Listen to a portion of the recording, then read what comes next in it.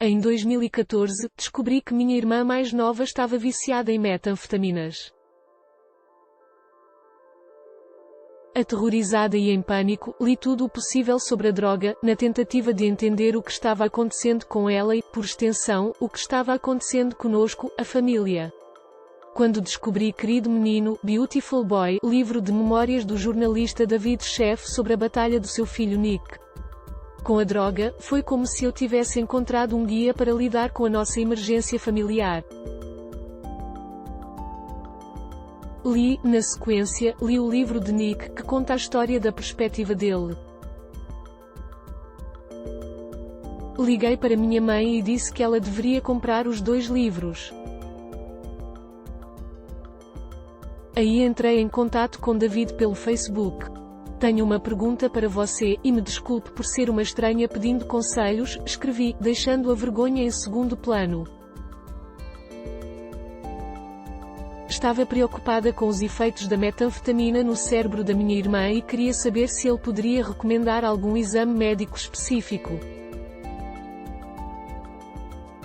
Não tenho ninguém mais para quem perguntar, lembrei dessa mensagem assistindo Querido Menino, em cartaz nos cinemas brasileiros, o filme adaptado dos livros de David e Nick, que casa as narrativas em uma história integrada.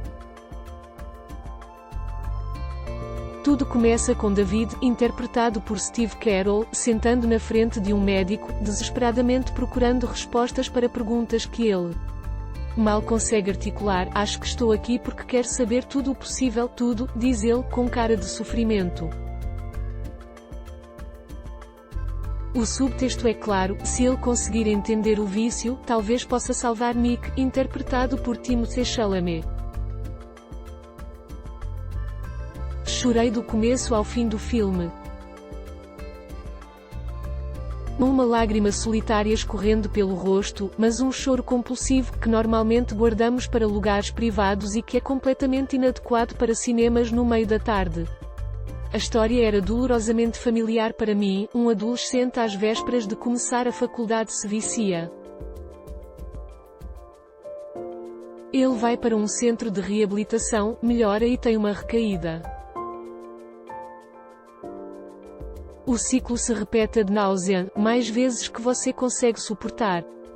Cada cena de Querido Menino parecia saída das minhas lembranças. O filme era um facsímil sinistro de uma história vivida pela minha família. Assim é o vício, ele pode ser formulaico, repetitivo, entediante. Quando Nick está chapado, faz coisas para ferir a família e a si mesmo. Mente, rouba e some por longos períodos, ninguém sabe se ele está vivo ou morto. A família não entende essa transformação repentina de um garoto saudável e feliz em um dependente de drogas. Eles não têm respostas, só dúvidas. Viver com o espectro da morte muda os tons da vida cotidiana. O telefone toca como uma sirene, anunciando notícias ruins. Cada cena de Querido Menino parecia saída das minhas lembranças. O filme era um facsímil sinistro de uma história vivida pela minha família. Assim é o vício, ele pode ser formulaico, repetitivo, entediante. Esse turbilhão de emoções deixa muitas pessoas, sejam elas próprias lidando com o vício ou seus parentes, confusas, culpa, vergonha, raiva, medo. Reconhecer isso oferece algum conforto. Depois de participar da minha primeira reunião dos Narcóticos Anónimos, lembro como fiquei aliviada ao ouvir as histórias dos outros presentes. As dificuldades que eles enfrentavam eram idênticas às da minha irmã e às de Nick. Não havia nada particularmente errado com ela, ou conosco. O que parece impossível de administrar no nível individual de repente é muito mais fácil de entender quando você percebe que outras pessoas estão enfrentando exatamente o mesmo problema. É uma doença acompanhada por vergonha, e as pessoas que têm essa doença na família muitas vezes a mantêm em segredo porque sentem vergonha e culpa, me disse David numa recente entrevista por telefone. Conversamos 3 anos depois de eu entrar em contato com ele, e Nick também participou da entrevista. Muita gente que está passando por isso agora nos procurou. Eles dizem que assistiram ao filme, e ele reafirmou suas experiências. Inicialmente, Nick e David estavam receosos em relação à adaptação da história traumática e pessoal para o cinema. Foi doloroso escrever o livro. Às vezes escrevia durante a madrugada só para atravessar a noite, para lidar com as coisas que estavam na minha cabeça, diz David. A ideia de alguém chegar e fazer alguma coisa com isso me deu muito medo, mas, nos 10 anos que se passaram desde o lançamento do livro, dizem os dois, vários leitores os procuraram, como eu, em busca de algum tipo de conexão com alguém, qualquer um. O filme seria uma maneira de fazer isso. Ao dividir nossa história, demos permissão para os outros dividirem as suas, diz Nick. Acabamos tendo essas conversas incríveis com pessoas do país inteiro. Achamos que fazer um filme a partir dos 2 livros seria uma maneira de inspirar essas conversas numa escala muito maior, e isso foi uma ideia muito empolgante. Na adaptação dos 2 livros de memórias, Felix van Groeningen, diretor e co-roteirista de Querido Menino, pinta um retrato matizado do vício. Não há nada dos clichês típicos de nem mitos sobre quem usa drogas ou porquê. O filme é inabalável na atenção dedicada ao vício de Nick. Não há outras histórias competindo pela atenção dos espectadores, não há pausas para que eles respirem, é cansativo e completamente realista, o vício se sobrepõe a todo o resto. Às vezes vemos David no trabalho, mas as cenas são difusas e vagas. O coração dele está em outro lugar, preocupado em manter Nick vivo. Seus filhos mais novos não estão recebendo a atenção que merecem. O casamento está sofrendo com o estresse. Nick está isolado por causa do vício, e David, isolado porque está lidando com ele. Achei que a gente fosse próximo, diz ele confuso para Nick em uma cena. Achei que a gente fosse mais próximo que a maioria dos pais e filhos. É agonizante assistir David passar da esperança à desesperança. Quando visita Nick na clínica de reabilitação, ele está animado e otimista. Depois, vemos a inevitável decepção com a recaída do filho. Após inúmeras repetições do ritual, David sucumbe ao desespero. Às vezes, ela se manifesta em ira. O vício de Nick parece um soco no estômago, uma traição do elo entre pai e filho. Porque Nick está escolhendo as drogas em vez da família, as drogas em vez de uma carreira, as drogas em vez de todo o resto. É claro que David descobre que não se trata de uma escolha. As drogas estão mexendo no cérebro de Nick. Ele é movido por algo muito mais poderoso que a força de vontade. Estamos falando de uma doença.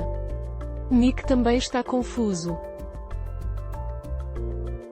Não sabe o que está acontecendo com ele e sente vergonha por não conseguir parar. Quando está drogado, ele faz as piores escolhas possíveis, e se sente ainda mais culpado. Aí ele precisa de mais drogas para lidar com a bagunça que virou sua vida. É um ciclo que se perpetua.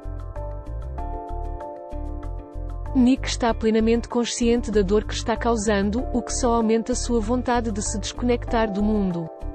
Quando a vida fica possível de administrar, as drogas parecem uma alternativa razoável. Lembro que quando estava usando drogas, a sensação era de que meu corpo tinha sido sequestrado, diz Nick. Apesar de fazer aquelas coisas horríveis, como roubar dinheiro da minha família, também sentia muita vergonha e culpa. Sabia que estava fazendo algo errado, mas não conseguia parar. Em uma cena comovente, Nick está sóbrio e vai visitar o pai, a madrasta e 2 irmãos mais novos. A irmã e o irmão ficam muito felizes de vê-lo, mas também estão magoados com a ausência dele. Nick brinca com eles, tenta compensar o tempo que passou longe, mas fica claro o impacto negativo que ele tem na família.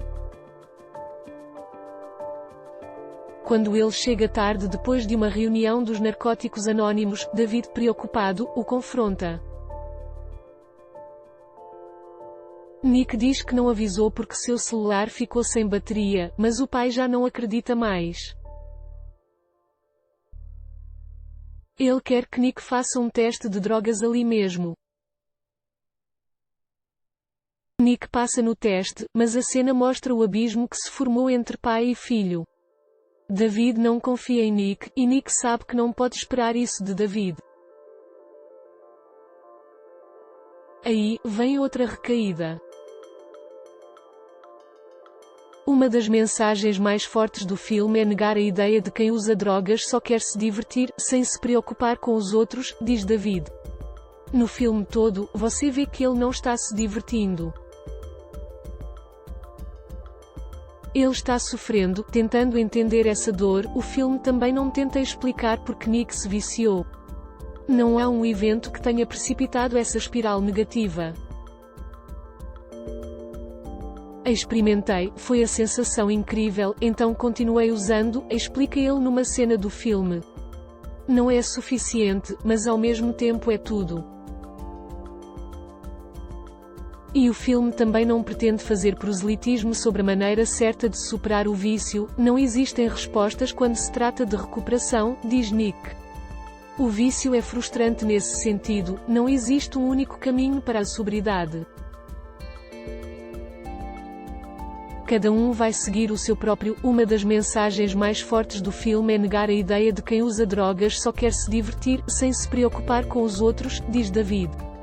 Um elemento crucial para a recuperação de Nick, amor incondicional.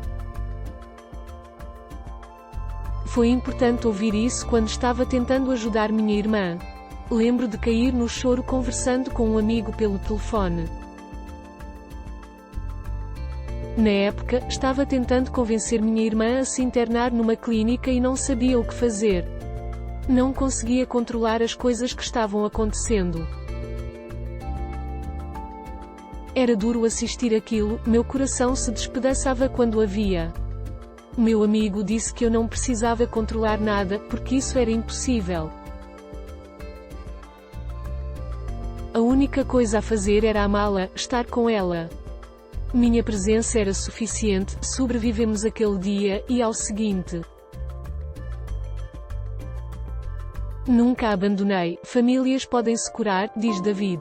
Exige tempo e comprometimento, mas elas podem ser mais fortes e melhores que antes. Mesmo depois de tudo, o amor ainda está lá, acrescenta Nick. Isso é o mais importante. Este texto foi originalmente publicado no HuffPost e traduzindo do inglês.